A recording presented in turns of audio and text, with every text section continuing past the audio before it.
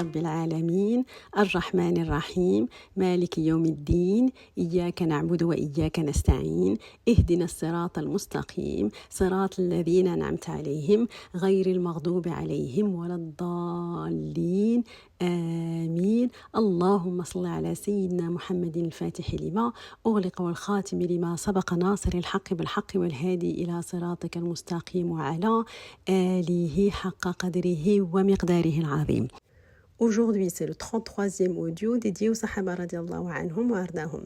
Et le deuxième audio consacré à Sayyidina Az-Zubayr ibn al-Awwam radiallahu anhu. On avait fait une mini-introduction lors de la semaine dernière de Sayyidina Az-Zubayr ibn al-Awwam radiallahu anhu, quel était son nasab, qui étaient ses parents, quels étaient ses liens de parenté avec Sayyidina Nabi sallallahu alayhi wa sallam. Et aujourd'hui, je vous propose de commencer réellement l'histoire de Sayyidina Az-Zubayr ibn al-Awwam radiallahu anhu.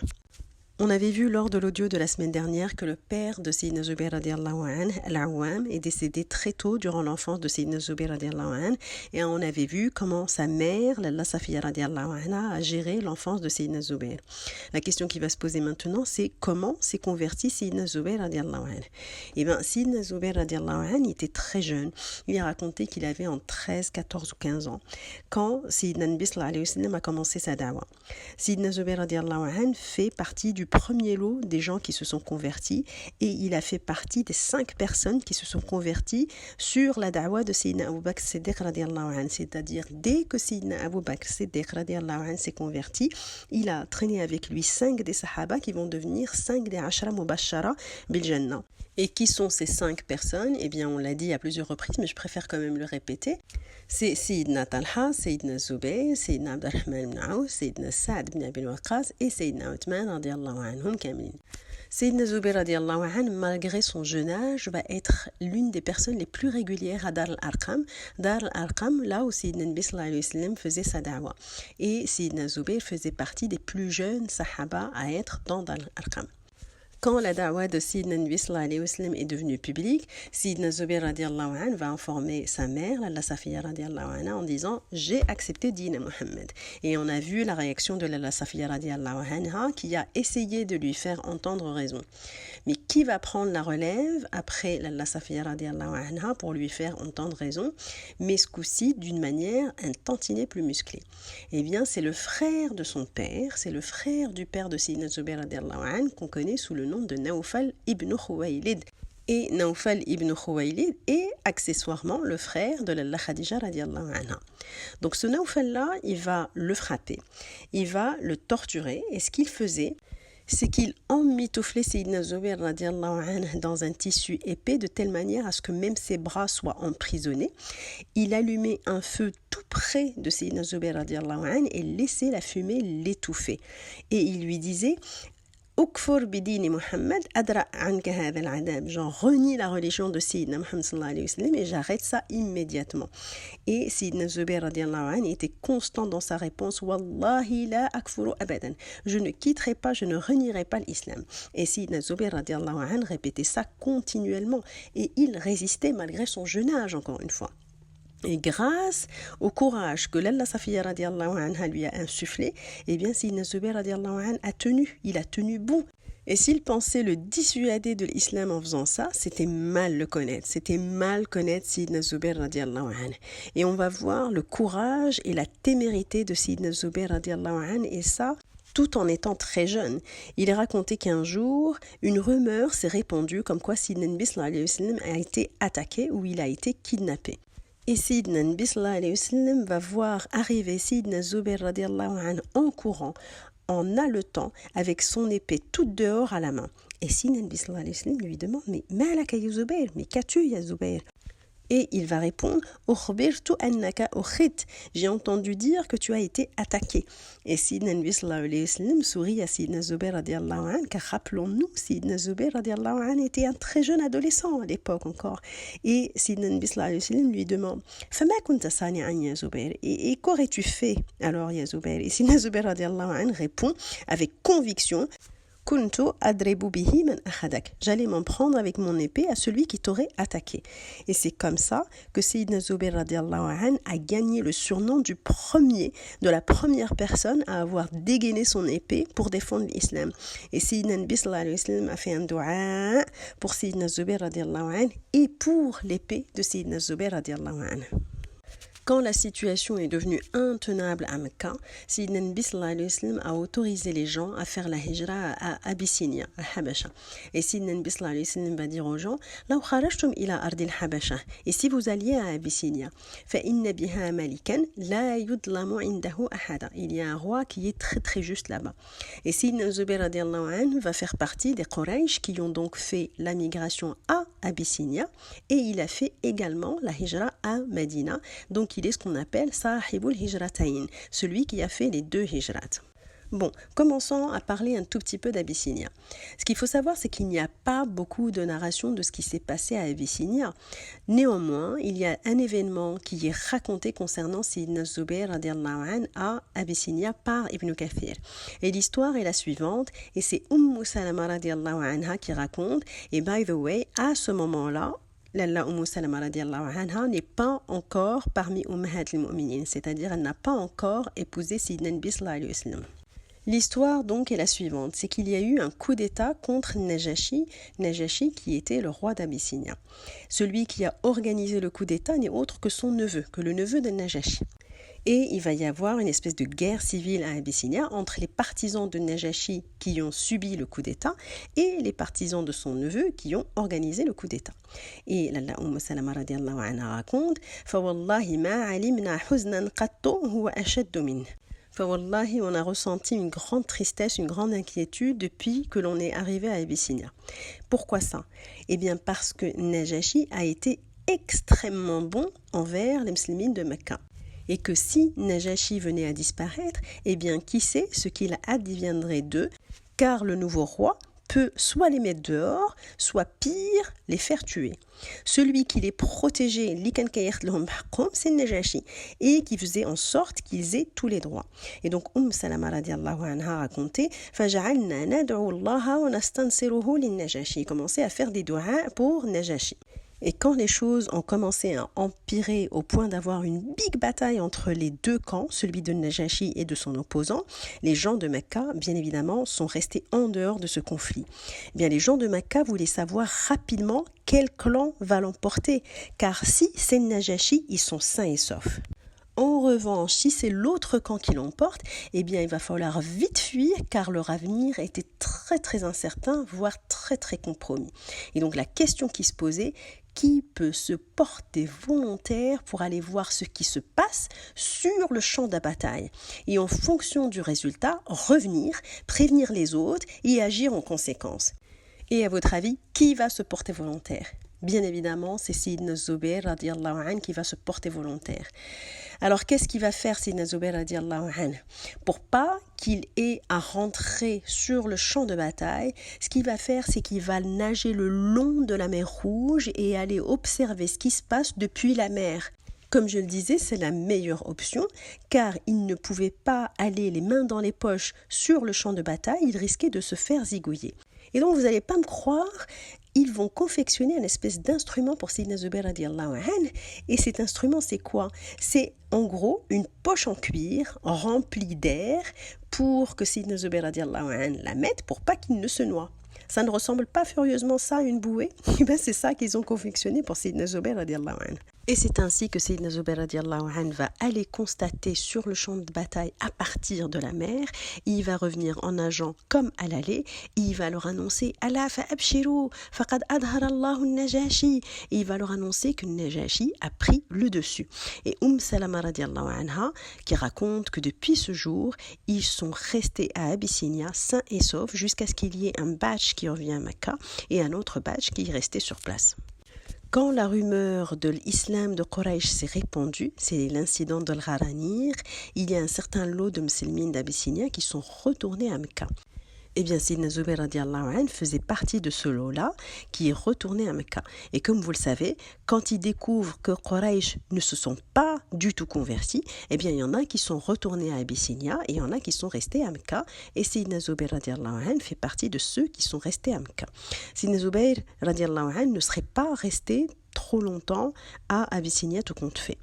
Et Sidna Zubayr radiallahu anhu va rester à Mecca jusqu'à ce qu'il fasse la hijra à Médine. Durant cette période, entre son retour d'Abyssinia et la hijra à Médina, Sidna Zubayr radiallahu anhu va épouser Lalla Asma radiallahu anha, qui n'est autre que la fille de Sidna Abu Bakr radiallahu anhu, celle qui était appelée comme étant Datun Nitaqain, avec qui il va avoir plusieurs enfants, mais les deux qui sont les plus connus sont Sayyidina Abdullah ibn Zubayr radiallahu anhu et Urwa ibn Zubayr radiallahu anhu. Et on va faire certainement un audio sur Sayyidina Abdullah ibn Zubayr radiallahu anhu, qui est lui un sahabi, alors que Urwa, lui, est un tabi'i, il n'a jamais vu Sayyidina Nabi sallallahu alayhi wa sallam. J'ouvre une mini parenthèse ici. Ce qu'il faut savoir, c'est que un des plus grands narrateurs de hadith de Lalla Aisha radiallahu anha n'est autre que Urwa ibn Zubayr. Mais pourquoi ça? Pourquoi c'est un des plus grands narrateurs de Lalla Aisha radiallahu anha? Parce que Lalla Aisha radiallahu anha, c'est sa tante Khaltou, la sœur de sa mère Lalla Asma radiallahu anha. Et Urwa ibn Zubayr est le neveu de Lalla Aisha radiallahu anha. Donc il a un accès privilégié à Lalla Aisha radiallahu anha. Et avant de clôturer cette parenthèse, Urwa ibn Zubayr va avoir un fils. Et ce fils, Assidi, s'appelle Hisham ibn Urwa, qui était lui aussi un scholar, un halim, un faqih, un muhaddith. Et il va avoir un éminent étudiant. Qui est cet éminent étudiant? Eh bien, ce n'est autre que Imam Malik. Donc cette chaîne de narration entre Lalla Aisha radiallahu anha, Urwa ibn Zubayr et Hisham ibn Urwa à l'imam Malik, eh bien c'est une des chaînes de narration les plus authentiques, une chaîne de narration en or. Et je referme cette parenthèse. Mais il est important de comprendre que la descendance de Sayyidina Zubayr radiallahu anha à travers Urwa ibn Zubayr fait partie de cette chaîne de narration en or. Donc revenons à Sayyidina Zubayr radiallahu anhu. On avait vu qu'il avait épousé Lalla Asma radiallahu anha, la fille de Sayyidina Abu Bakr Siddiq radiallahu anhu. Et comme on le sait, Lalla Asma radiallahu anha va être impliquée dans la hijra de Sayyidina Nabi sallallahu alayhi wa sallam. Pourquoi ça? Parce que rappelons-nous, c'est elle qui assurait la logistique pour Sayyidina Nabi sallallahu alayhi wa sallam et Sayyidina Abu Bakr Siddiq radiallahu anhu en apportant de la nourriture, quelques dattes et de quoi boire, un peu de lait à Gharu Thawr. Et Gharu Thawr, c'est là où Sayyidina Nabi sallallahu alayhi wa sallam et Sayyidina Abu Bakr Siddiq radiallahu anhu avaient trouvé refuge avant de faire leur hijra à Médine. Et la technique de la logistique de Lalla Asma radiallahu anha a été bien rodée dans la mesure où son frère faisait mine de faire paître son troupeau pour faire disparaître la trace de Lalla Asma radiallahu anha. Et c'est pour ça qu'on l'appelait Datun Nitaqain, car elle transportait tout cela entre ses deux ceintures. Après la hijra de Sayyidina Nabi sallallahu alayhi wa sallam, Sayyidina Zubayr et Lalla Asma radiallahu anhuma vont faire également leur hijra à Médina. Seulement à ce moment-là de l'histoire, Lalla Asma radiallahu anha était enceinte. Elle était non seulement enceinte, mais elle était sur le point d'accoucher. Ce qui va donc se passer, c'est qu'elle va accoucher de son fils Sayyidina Abdullah ibn Zubayr radiallahu anhu avant d'arriver à Médina. Elle va accoucher à Quba plus exactement. Et la naissance de Sayyidina Abdullah ibn Zubayr radiallahu anhu était un événement qui a été célébré comme étant un signe de très bon augure, fal khair, dans la mesure où Sayyidina Abdullah ibn Zubayr était le tout premier nouveau-né de l'Muhajirin qui va naître à Médina. Et sa naissance va être fêtée, encore une fois, comme je l'ai dit, elle va être célébrée à coups de Allahu Akbar, Allahu Akbar.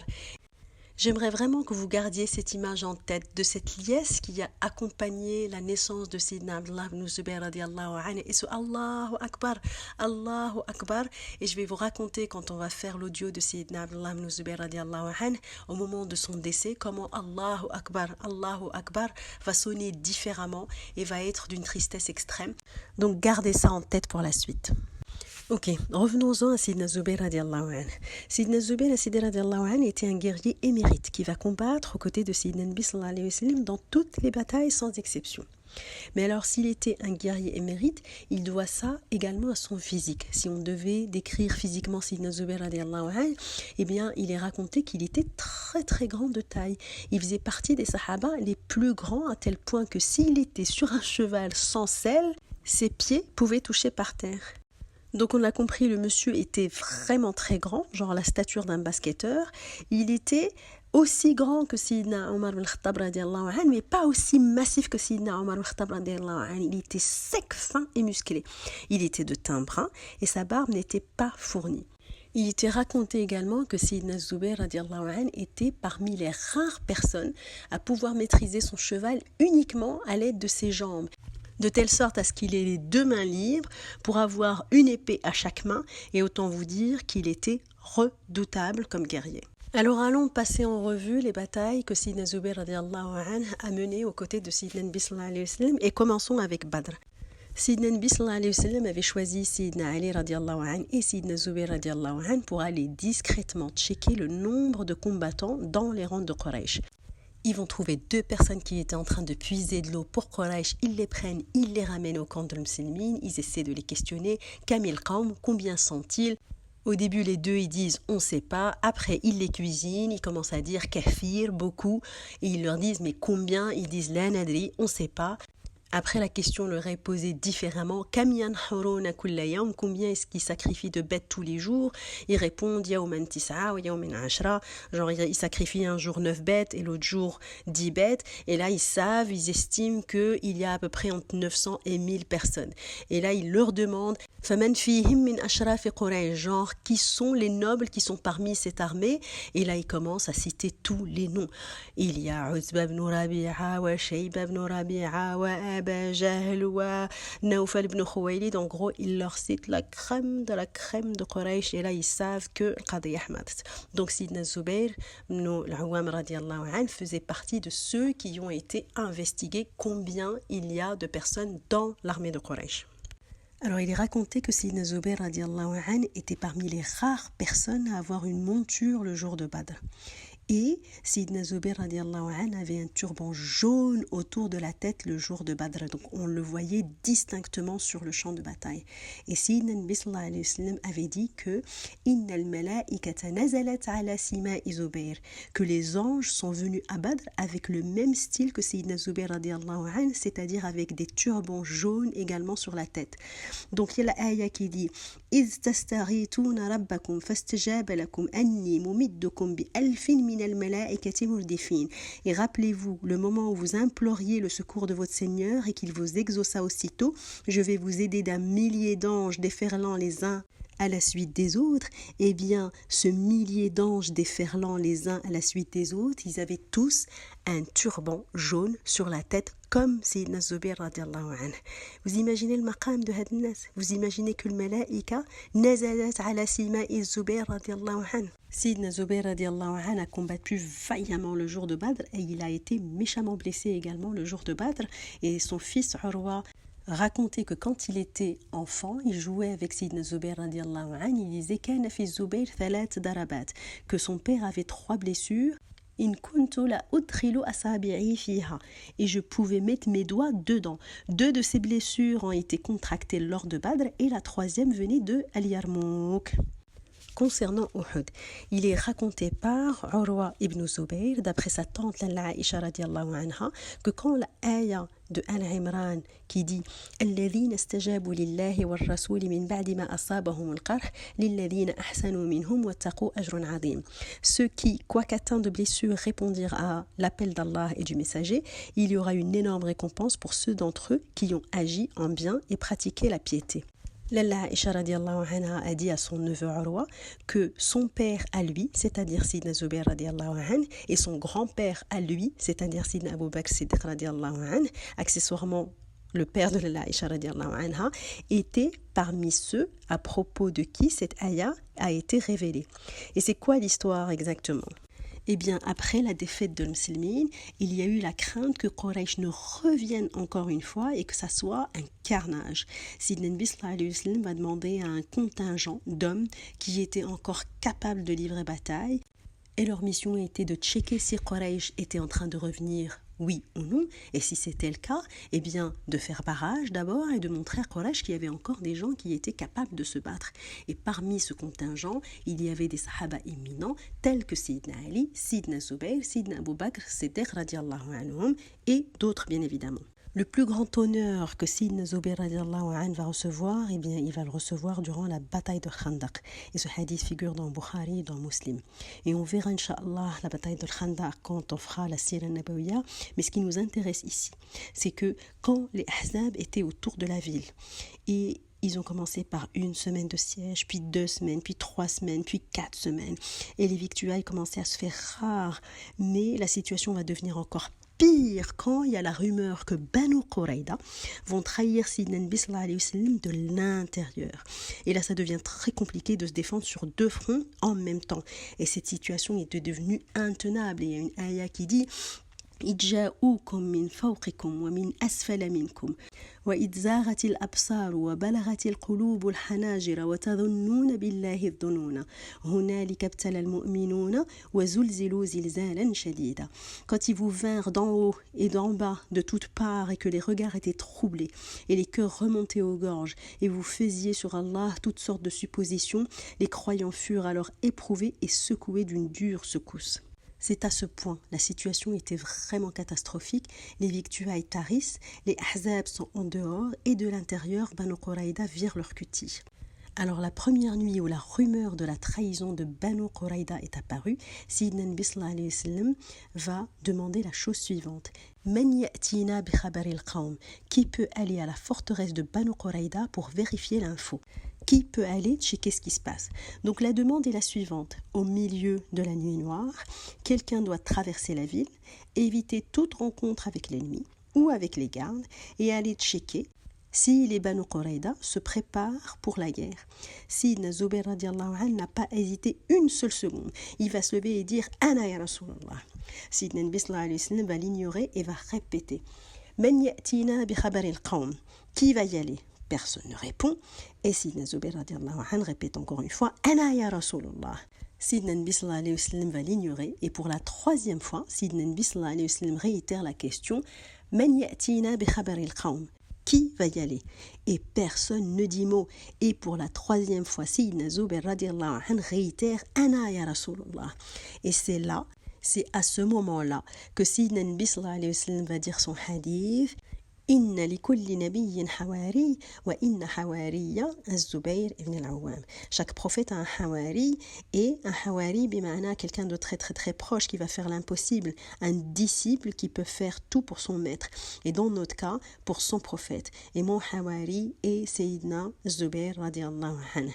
Et rappelons que les Hawari sont mentionnés dans le Coran avec la spécificité de répondre à l'appel. فلما حس عيسى منهم الكفر قال من أنصاري إلى الله قال الحواريون ونحن أنصار الله آمنا بالله واشهد بأننا مسلمون ربنا آمنا بما أنزلت واتبعنا الرسول فاكتبنا مع الشاهدين. Puis quand Jésus ressentit de l'incrédulité de leur part, il dit « Qui sont mes alliés dans la voie d'Allah ?» Les apôtres dirent « Nous sommes les alliés d'Allah, nous croyons en Allah et sois témoin que nous lui sommes soumis. » Et donc Sayyidina Zubayr radiallahu anhu est le seul, l'unique des sahaba à avoir été qualifié de Hawari par Sayyidina Nabi sallallahu alayhi wa sallam. C'est pas fini. Quand on a l'impression que Sayyidina Zubayr radiallahu anhu a atteint un maqam incroyable avec cette phrase-là, attendez la suite. Sayyidina Zubayr radiallahu anhu va accomplir sa mission, il va faire le job, il va revenir faire son rapport, il va dire « Ya Rasulallah, ra'aytuhum yuslihuna husunahum wa qad jama'u mashiyatahum » D'acchi clair, net et précis. C'est-à-dire que les Banu Qurayda, ils sont derrière leur forteresse, ils ont scellé leurs chevaux et ils ont réuni leurs troupeaux. Franchement, on ne sait pas trop comment il a fait Sayyidina Zubayr radiallahu anhu, parce que de l'autre côté des tranchées, de l'autre côté de Khandaq, il y avait les Ahzab qui étaient faits de Quraysh, de Ghatafan et d'autres Qaba'il encore une fois. Et de ce côté-là de la ville, Sayyidina Zubayr radiallahu anhu devait traverser toute la ville parce que la forteresse de Banu Qurayda était totalement de l'autre côté de la ville.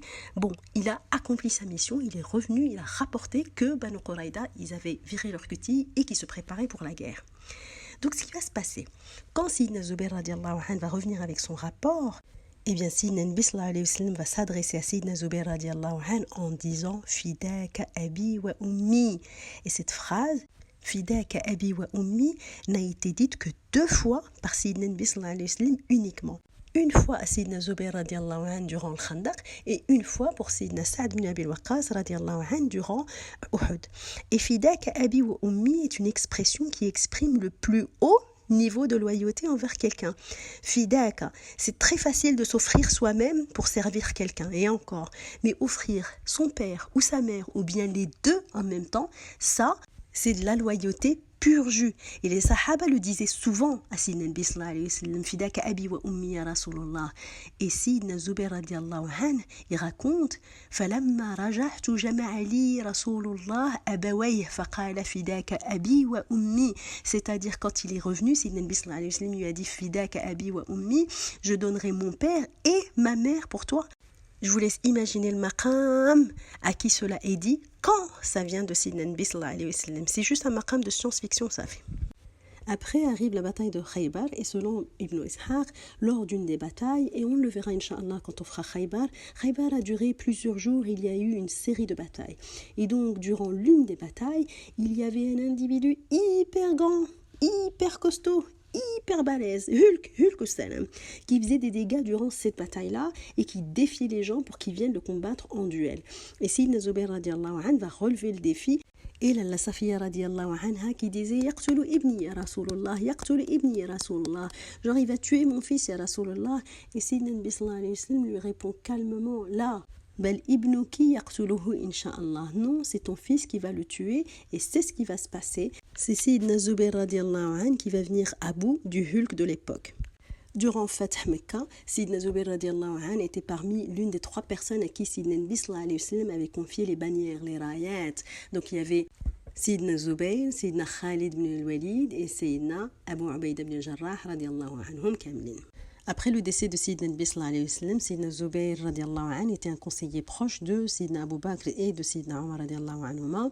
Il faisait partie de Ahl Shura, il faisait partie du cercle des proches, il a participé à pas mal de batailles, il a joué un rôle important dans la bataille de Yarmouk. Rappelons-nous, c'était la bataille qui a permis de commencer la conquête de l'Empire byzantin et Sidna Zubayr radiallahu anhu était un des sahabis seniors de cette bataille et il a été également gravement blessé. Rappelons-nous quand Urwa, son fils, racontait à propos de ses blessures, il avait dit qu'il avait 3 blessures très profondes, 2 venaient de Badr et une de Yarmouk. Je fast forward un tout petit peu, j'avance un peu plus rapidement dans le temps. Quand Sidna Amr ibn al-As radiallahu anhu est en train de conquérir l'Égypte avec ses 4000 personnes, et quand il a demandé du renfort à Sidna Omar ibn al-Khattab radiallahu anhu, eh bien ce dernier va envoyer un contingent sous le leadership de Sidna Zubayr ibn al-Awwam radiallahu anhu qui va prêter main forte et qui va être instrumental. Après le décès de Sidna Omar ibn al-Khattab radiallahu anhu, Sidna Zubayr radiallahu anhu est parmi les 6 personnes qui faisait partie de la Shura et Sidna Zubayr radiallahu anhu avait donné son vote pour Sidna Ali radiallahu anhu. Durant le siège de Sidna Uthman radiallahu anhu, Sidna Zubayr radiallahu anhu n'était absolument pas impliqué ni de près ni de loin en tout cela. Il a même envoyé ses fils pour défendre Sidna Uthman radiallahu anhu. Mais il n'empêche que lui aussi, il a ressenti une très grande culpabilité après l'assassinat de Sidna Uthman radiallahu anhu, car il se disait j'aurais pu faire plus pour protéger Sidna Uthman radiallahu anhu. Mais on a vu que Sidna Uthman radiallahu anhu ne voulait aucune effusion de sang en son nom. Et on a vu ce qui va s'en suivre. Sidna Talha et Sidna Zubayr radiallahu anhuma vont aller à Mecca voir la Aïcha radiallahu anha. Ils vont aller à Basra, la bataille de Jamal va avoir lieu. Et Sidna Talha et Sidna Zubayr radiallahu anhuma, qui étaient tout le temps associés l'un à l'autre, et bien les deux vont trouver une fin tragique durant cette bataille. Alors on a vu que Sidna Talha radiallahu anhu va être tué alors qu'il était sur son cheval essayant de calmer les esprits. Ce qui va se passer pour Sidna Zubayr radiallahu anhu est différent. Sidna Zubayr radiallahu anhu n'est même pas allé sur le champ de bataille. Pourquoi ça? Parce que quand ils vont aller négocier avec Sidna Ali, qui il ça veut dire la Aïcha radiallahu anha, Talha et Zubayr radiallahu anhuma, eh bien Sidna Ali radiallahu anhu s'est adressé à Sidna Zubayr radiallahu anhu, il lui dit Ya Zubayr, est-ce que tu te rappelles le jour où on était ensemble et Sidna Nabi sallallahu alayhi wa sallam est venu et nous avions ensemble, et rappelons-le, Sidna Ali et Sidna Zubayr radiallahu anhuma, ils avaient à peu près le même âge, ils se sont convertis quasi en même temps, ils sont tous les deux les cousins de Sidna Nabi sallallahu alayhi wa sallam, et Sidna Zubayr radiallahu anhu avait donné son vote pour Sidna Ali radiallahu anhu, donc ils sont quand même très proches et ce depuis longtemps. Donc Sidna Ali radiallahu anhu continue son histoire, il dit à Sidna Zubayr radiallahu anhu, et Sidna Nabi sallallahu alayhi wa sallam t'a dit à toi, أتحب علي يا زبير? Est-ce que tu aimes Ali يا زبير? Et Sidna Zubayr radiallahu anhu, bien sûr, والله أحبه يا رسول الله, bien sûr je l'aime يا رسول الله. Et Sidna Nabi sallallahu alayhi wa sallam t'a dit, tu vas combattre contre lui et tu seras dans le tort. ستقاتله وأنت ظالم. سيدنا الزبير رضي الله عنه درتي بحال جمعتي معاه بالطرشة. C'est comme s'il venait de se rappeler de cet incident-là. Il se contient et il fait demi-tour et il part. Son fils, Sayyidina Abdullah ibn Zubayr radiallahu anhu, qui était également à Marak al-Jamal, lui dit, mais où est-ce que tu pars comme ça? Où est-ce que tu vas? Et Sayyidina Zubayr radiallahu anhu lui dit, ذكرني علي شيئا سمعته من رسول الله صلى الله عليه وسلم فحلفت أن لا أقاتله. Il lui dit que Sayyidina Ali radiallahu anhu lui a rappelé d'un incident où il avait entendu quelque chose de Sayyidina Nabi sallallahu alayhi wa sallam, et donc il a juré qu'il n'allait pas combattre contre Sayyidina Ali radiallahu anhu. Vu de cette lucarne-là, on a l'impression que Sayyidina Zubayr radiallahu anhu a quitté le champ de bataille, ça y est, il ne va pas décéder durant Ma'arakat al-Jamal. Eh bien non, que va-t-il se passer? Un individu infâme va suivre Sayyidina Zubayr radiallahu anhu, et cette personne s'appelle Amr ibn al-Jarmous. Et il va marcher à hauteur de Sayyidina Zubayr radiallahu anhu, qui va lui demander, mais qu'est-ce que tu veux? L'autre lui répond, Uridu as-suhba, je veux juste être en ta compagnie. Sayyidina Zubayr, se dit, ok, si on a un autre qui quitte le champ de bataille, pourquoi pas? Et regarde l'esprit machiavélique. Arrive le moment de salat, parce que Amr ibn al-Jarmous, il sait pertinemment qu'il ne peut pas faire le poids en face d'un guerrier émérite comme Sayyidina Zubayr radiallahu anhu. Donc il va attendre patiemment, il va attendre le moment de salat, et au moment où Sayyidina Zubayr radiallahu anhu va dire Allahu Akbar, eh bien cet individu infâme, ce Amr ibn Jarmous, va se jeter sur lui et va le poignarder, il va le tuer. Sayyidina Zubayr radiallahu anhu va mourir shahid durant sa salat. Ce Amr ibn Jarmous jubile, croyant qu'il a accompli un exploit incroyable en débarrassant le clan de Sayyidina Ali radiallahu anhu de Sayyidina Zubayr radiallahu anhu. Chouf l'ignorance. Alors cette personne-là va se diriger toute guillerette vers la tente de Sayyidina Ali radiallahu anhu en demandant une entrevue. Seulement Sayyidina Ali radiallahu anhu ne reçoit personne parce qu'il est concentré sur les affaires urgentes. Toujours dans sa ligne de pensée, ce Amr ibn Jarmous pensait que Sayyidina Ali radiallahu anhu va se réjouir du décès de Sayyidina Zubayr radiallahu anhu, eh bien il donne l'épée de Sayyidina Zubayr radiallahu anhu aux gardes et il leur demande de la montrer, de la remettre à Sayyidina Ali radiallahu anhu. Sayyidina Ali radiallahu anhu va reconnaître de suite l'épée de Sayyidina Zubayr radiallahu anhu, et Sayyidina Ali radiallahu anhu va commencer à pleurer à haute voix. Il a dit qu'il a entendu Sayyidina Nabi sallallahu alayhi wa sallam dire Bashiru qatil ibn Safiya bin nar. Si vous rencontrez l'assassin du fils de Safiya, dites-lui qu'il va droit en enfer. Bon, il y a un artilaf concernant ce statement, on ne sait pas trop, est-ce que c'est Sayyidina Nabi sallallahu alayhi wa sallam qui l'a dit ou est-ce que c'est Sayyidina Ali ibn Abi Talib qui l'a dit. Toujours est-il que quand Amr ibn Jarmous a entendu ce que Sayyidina Ali radiallahu anhu était en train de dire, eh bien il va sortir précipitamment de la tente et il va se suicider de suite.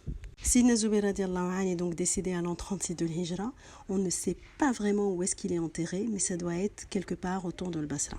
Sayyidina Zubayr radiallahu anhu a épousé au moins 8 femmes. Sa femme la plus illustre n'est autre que Asma bint Abi Bakr radiallahu anha.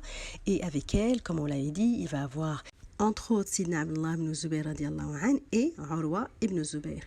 Lalla Asma et Sayyidina Zubayr radiallahu anhuma vont divorcer après le décès de Sayyidina Nabi sallallahu alayhi wa sallam. Sayyidina Zubayr radiallahu anhu va avoir une vingtaine d'enfants, 11 fils et 9 filles. Une autre épouse qu'il faut mentionner, c'est Atika bint Zayd. Et Atika bint Zayd n'est autre que la sœur de Saïd ibn Zayd, qui est aussi parmi les Ashra Mubashara.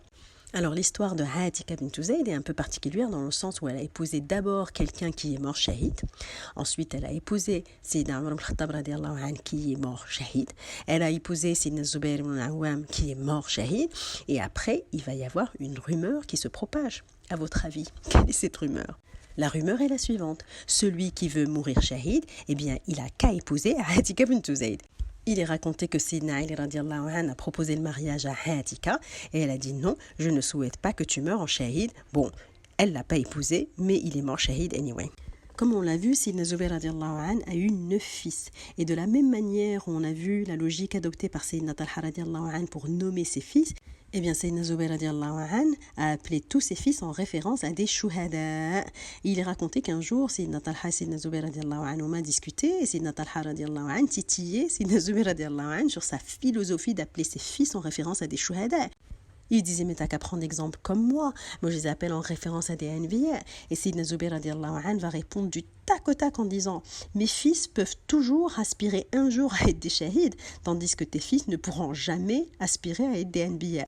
Tout ça dans un esprit de camaraderie et dans un climat où on se titille mutuellement entre copains-copains.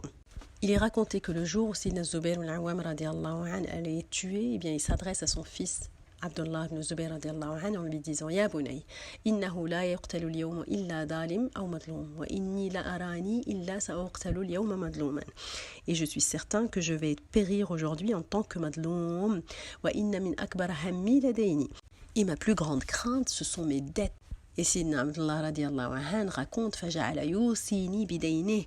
Il va faire une longue wasiya à son fils où essentiellement il va lui demander de vérifier que ses dettes seront payées et qu'il faut faire ci et qu'il faut faire ça. Et Sayyidina Zubayr radiallahu anhu va insister longuement sur le thème payer les dettes et rendre les amanat. Et il va dire Ya bunay, in ajasta anhu fi shay'in fasta'in alayhi mawlay. Et il va lui dire, si tu n'as pas assez d'argent pour rembourser les dettes et rendre les amanat, alors fais un dua à Mawlay. Sidna Abdullah radiallahu anhu va dire Fawallahu ma daraytu ma arada hatta qult ya abati man mawlak. Genre ya abati, c'est qui ton mawlak? Et Sidna Zubayr radiallahu anhu va répondre Allah.